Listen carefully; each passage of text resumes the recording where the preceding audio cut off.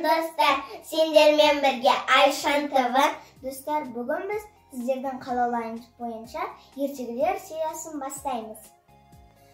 Айтылымда те, ертегілерді сіз бастасаңыз бола ма? Жарайды. Достар, бүгін мен сіздерге 3 қыз туралы ертегі айтып беремін.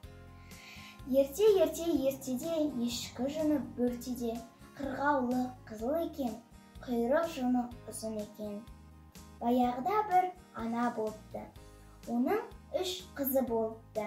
Бір күні анасы ауыр халде жатқан кезде Ақтиынға менің 3 қызыма айт деп жібереді. Тиын жарайды дейді, бірінші қызына барады. Сенің анаң анда ауыр халде жатыр. Барып, оған көмектес дейді.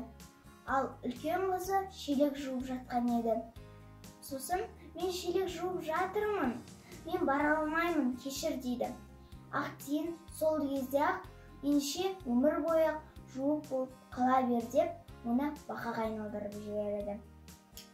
Ал екінші қызына барған кезде, ол киімдерді тігіп отыр екен. Сенің анаң анда ауыр халде жатыр, барып оған көмектес дейді. Бірақ екінші қызы былай айтады: мен барар едім, бірақ мен мына 2 жейдені тік тастауым керек.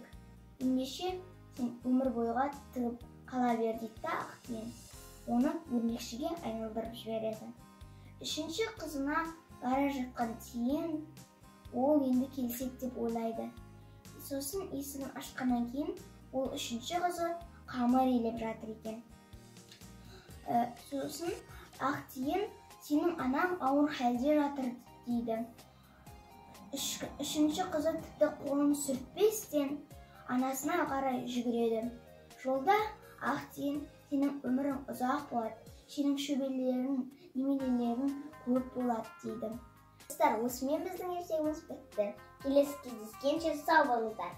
Каналға жазылып, лайк басуды ұмытпаңыздар. Сау болыңыздар.